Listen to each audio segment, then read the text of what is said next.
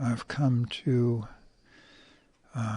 this week's installment of Ezekiel Kralen's eternal, ongoing, endless, never-ending story. Keeping an Eye on the Real Prize is the title of this chapter Ezekiel Kralen wrote. Email correspondence, May 3rd to May 5th last year. Subject, Deke's last 3 visits. Stupendous, continued. Date, May 3rd, afternoon.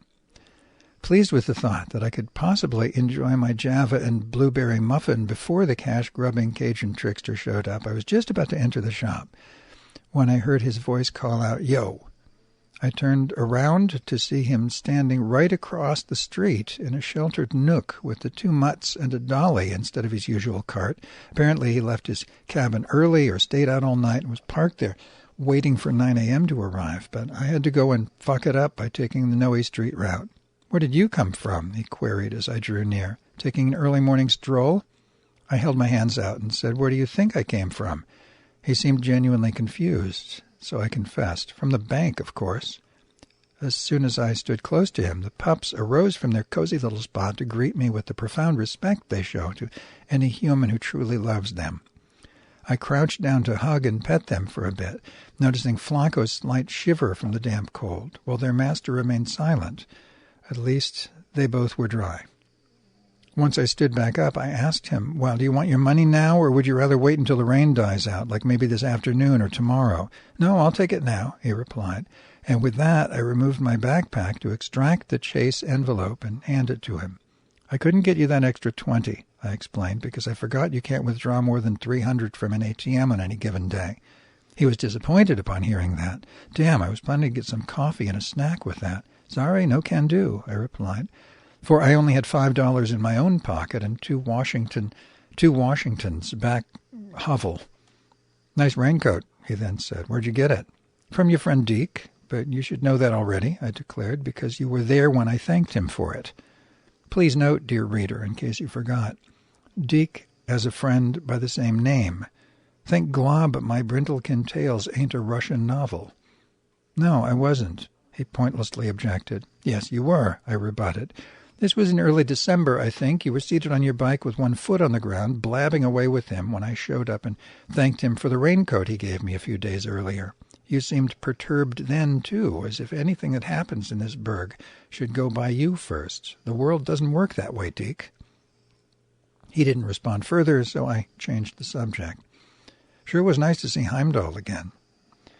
He then mumbled something I couldn't comprehend while preparing to depart. As he grabbed the dolly to go, a heavy speaker the size of a bread box enclosed in a zippered cloth case suddenly slipped from atop the small pile of other sundry items, loosely secured by a single bungee cord. It fell with a hard thump to the sidewalk. "Fuck," is all he said, while balancing it back in place. "I'm going to the Chevron station now." "Well, okay, and God bless," I replied, and just stood there for a few moments, watching them take off as he pushed the dolly along while keeping a firm hand on the speaker. I then crossed the street and entered Rosenberg's. So that's it for now, good physician. Just wanted to share some final thoughts born of that enigmatic deity of hindsight who should rightfully have a place on Mount Olympus, and not just because his twin deity called Afterthought says so. Funny how I talked about dancing in the streets once. A troubadour with some musical instrument or a boombox shows up. For minutes after posting that, it struck me, that's Deke. He's already a troubadour. All capital letters there. Also funny, I've been downloading rap and hip-hop videos recently because Deke's influence sparked in my heart a love for that genre. When all the while, all capital letters for the next bit here, I already have this stupendous collection stored on my laptop, and then regular text again, backed up on external media to boot, thanks to my acquiring them for Deke over the years. 7,161, all capital letters here, songs total at this point, a veritable cornucopia. And then regular-sized text again. So I'm good to go, Watson. As soon as he blasts one of those songs in front of Hotel California North, that makes me want to boogie down. Conclusion. Again, a setup by my bodhisattva guardians who know my future so well, including what is to come down the pike a very short time from now, and Deke knows this. Signed, Zeke K. Holmes. P.S. Also funny how with the first lawsuit I am against the landlord, but with the second I am very much pro. Ezekiel through the looking glass, with the magician's pinch of smoke and mirrors to spice things up. Oh, those wascally wabbit bodhisattva guardians. Addendum. Here comes the god of hindsight to whisper in my ear once again, or is that you, Terry Pterodactyl? If Deke were not lying about needing $300 for a new speaker, then why did he take off to Chevron to purchase coffee and a snack? After all, wasn't that sum the exact price required to gain his prize? Oh, well, it doesn't really matter. Nothing matters except Lucky and Flacco's health and happiness, keeping my eye on the all-capital letters real prize. Subject, something I forgot to mention about last night's meetup, date May 3rd, nighttime. Deke and Heimdall were talking about his tiny cabin arrangement, which I only gathered when I clearly heard him say, I told them to get me a room at the Donnelly Hotel. It's a really nice place, and it's true, Watson. These hotels, converted for the houseless, are set up with respect and consideration for these unfortunate folks, not just clean and friendly, but they're provided with 3 hot meals a day, regular wellness checks if needed, good security, and a warm, welcoming place to call home. If you haven't seen the article I posted to the MCN lists yesterday on just this matter, here's the URL again, but it's the video that goes with it you must see.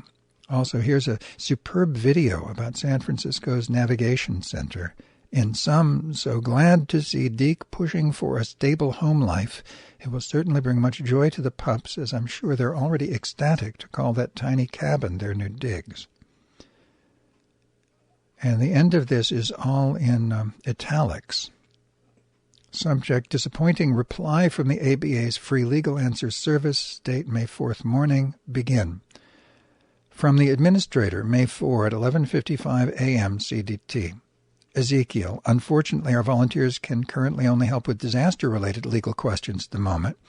You previously asked a question that was picked up by a volunteer before it could be administratively withdrawn. The answer was allowed to be posted in light of your approaching deadline and housing concerns. There may be other places for help. Please see the additional resources below to find a lawyer referral service in your county, to get a regular paid attorney if your income is low, possibly a low-fee attorney. Signed LRS by county, or rather dash LRS by county, San Francisco's Public Law Library. Legal reference librarians are available to help you find resources and information that may help you represent yourself. The Access, assisting court customers with education and self-help services. ACCESS, so that's why that's what that is. Center can give you legal information and or referrals to other resources to help you represent yourself.